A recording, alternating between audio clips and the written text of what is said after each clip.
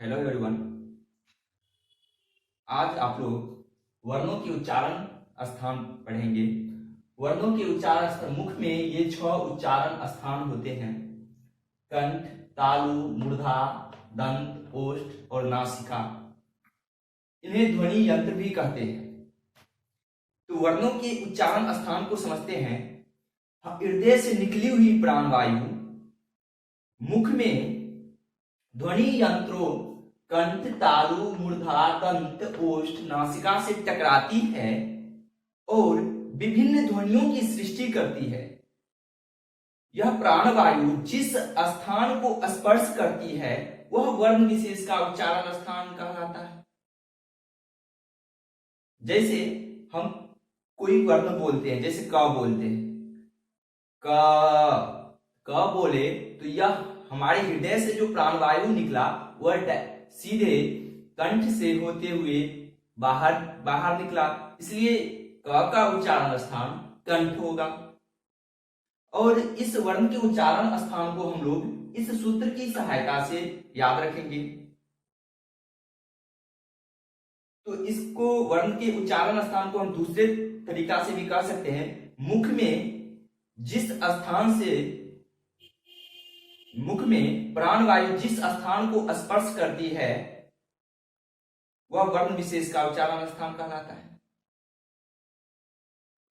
यह सूत्र इस प्रकार से है: अकुहु विसर्जनीयानां कंठः, इचुयसानां तालुः, ऋतुरसानां मूर्धा, ऋतुरसानां दन्तः, उपपद्यमणीयानां ओष्ठौ, यमंगनानां नासिका च, एदैतुः कंठ तालु। एक है ओदौतो कंठोष्ठम, वकारस्य दंतोष्ठम। ये 9 सूत्र हैं और इन्हीं 9 सूत्रों को हम लोग याद रखेंगे तो हमें हिंदी और संस्कृत में कभी भी वर्ण के उच्चारण स्थान में दिक्कत नहीं होगा। तो हम अब पहला सूत्र जो है अकुह विसर्जनीयानां कंठ, इसे समझते हैं।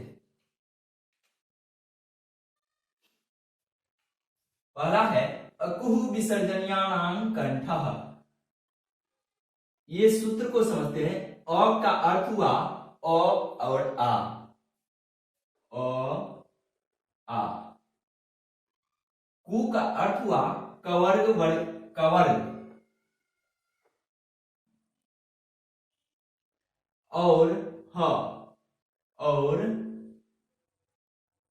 ह का उच्चारण स्थान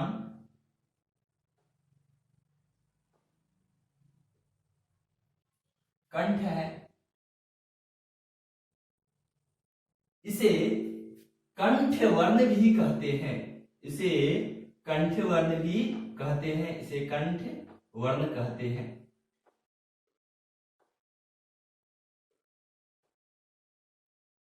जिसमें ह्रस्व उकार लगा हुआ है उसका पूरे वर्ग, जैसे क में लगा हुआ है तो कवर्ग, चू में लगा हुआ है तो चवर्ग, टू में लगा हुआ है टवर्ग, तू में लगा हुआ है तवर्ग, पू में लगा हुआ है पवर्ग। इस प्रकार से हम लोग याद रखेंगे।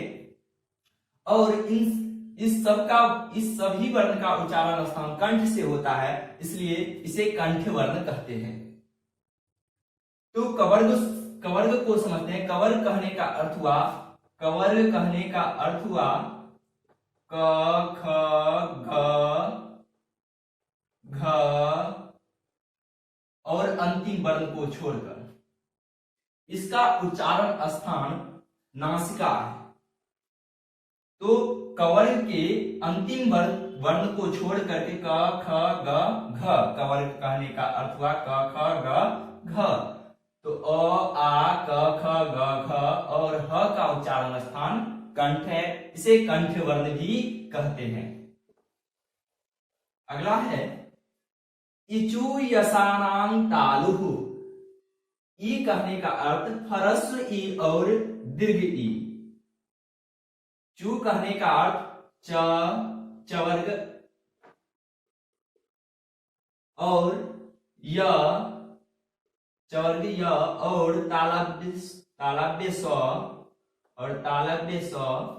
का उच्चारण स्थान उच्चारण स्थान तालु है। इसे तालव्य वर्ण कहते हैं। इसे तालव्य वर्ण कहते हैं।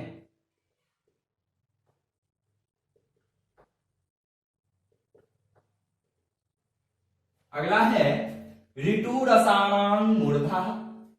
ऋतु रसायन मूर्धा री री ह्रस्व ई दीर्घ री टू टवर र और मूर्धन्य स का उच्चारण स्थान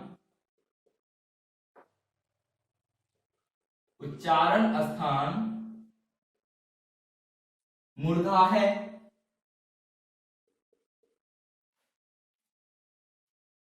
उच्चारण स्थान मूर्धा है। इसे मूर्धन्य वर्ण कहते हैं। मूर्धन्य वर्ण कहते हैं। अब तालु और मूर्धा कौन से भाग को कहते हैं? तो जीवा के ठीक ऊपर वाले भाग को तालु कहते हैं और मूर्धा हो गया जीवा के तालु के ऊपरी भाग से ऊपरी दांत के भाग तक के भाग को मूर्धा कहते हैं। कंठ हम लोग जानते हैं, दंत भी जानते हैं, ओष्ठ भी जानते हैं और नासिका भी जानते हैं, और तालु और मूर्धा भी जानिए। अब अगला है लितु लसानां मूर्धा। लितु लसानां दंताः। लिरी कहने का अर्थ लिरी लिरी ह्रस्व ली और दीर्घ ली तवर्ग तवर्ग और तवर्ग ल और दंत स का उच्चारण स्थान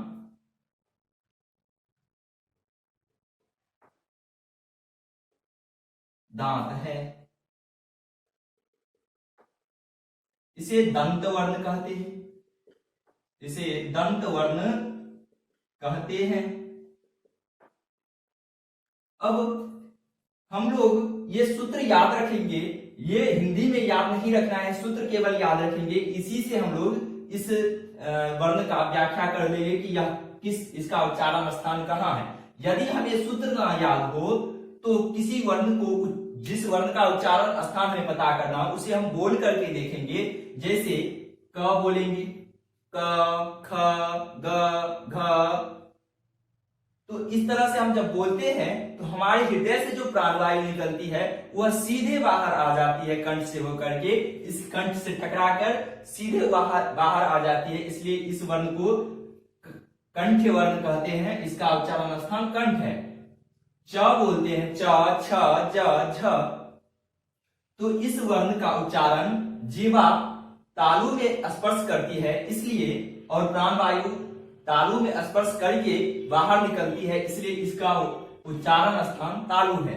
तो इस तरह से हम लोग ये तीन जो सूत्र है उसके बाद वाला नहीं याद रखेंगे, ये सूत्र के लिए ये बनाया हुआ है। और इतना तक याद रखेंगे, पूरा सूत्र याद रखेंगे और इसकी व्याख्या यहां तक कर लेंगे तो हमें वर्ण और वर्ण के उच्चारण स्थान आसानी से पता चल जाएगा। तो आगे देखते हैं उपपद्य मणियानाम ओष्ठो। ह्रस्व उ दीर्घ उ अर्थात पवर्ग। पद्य माणिये, पद्य माणिये तो इसको एक होता है उपधामणीय। उपपद्य माणिये का उच्चारण स्थान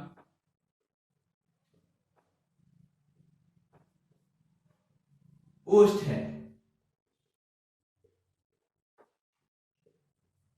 इसे ओष्ठ वर्ण भी, इसे ओष्ठ वर्ण कहते हैं। अब है अगला सूत्र है याम अंग ननानां नासिका च। याम अंग ननानां नासिका च। या कहने का अर्थ या म अंग टवर्गीय न और तवर्गीय न का उच्चारण स्थान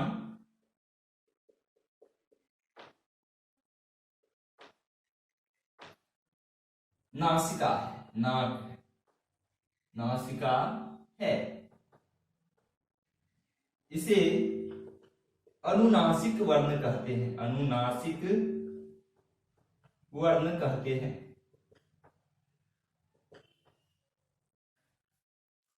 ये सभी कवर्ग के अंतिम पंचम वर्ण है। कवर्ग, चवर्ग, टवर्ग, तवर्ग, पवर्ग, इन सब के पंचम वर्ण का उच्चारण स्थान नाक है। इसलिए इसका सूत्र है य म अंग ननान ननानां नासिका च। अब अगला सूत्र है ए दैत्यो कंठ तालु। ए दैत्यो कंठ तालु का अर्थ हुआ ए ऐ का उच्चारण स्थान कंठ और तालु है, कंठ और तालु है। ए दैत्यो कंठ तालु, ए ऐ का उच्चारण स्थान कंठ तालु है, कंठ भी है और तालु भी है। अगला सूत्र है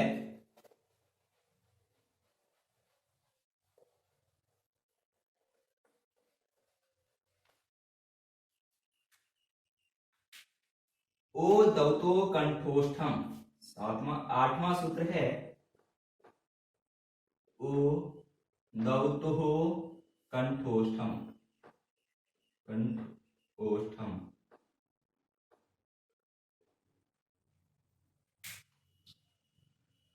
और एक है नववां सूत्र वकारस्य दंतोष्ठम, वकारस्य दंतोष्ठम।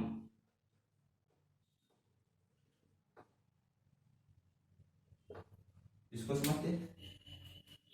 ओ दौतो कहने का अर्थ हुआ ओ और औ का उच्चारण स्थान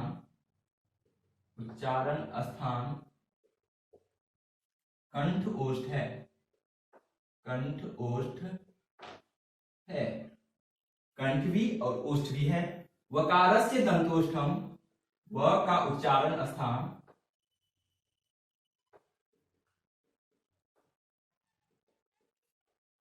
दांत और ओष्ठ है, दांत ओष्ठ है, दांत और ओष्ठ है। इन 9 सूत्रों को हम लोग याद रखेंगे तो हम इस प्रकार से हिंदी में भी याद रख सकते हैं और संस्कृत में भी याद रख सकते हैं। संस्कृत का सूत्र याद रखेंगे तो हमें हिंदी और संस्कृत दोनों में याद रहेगा। और इस प्रकार से हम लोग इसका उच्चारण स्थान लिख भी सकते हैं, याद कर सकते हैं। ठीक।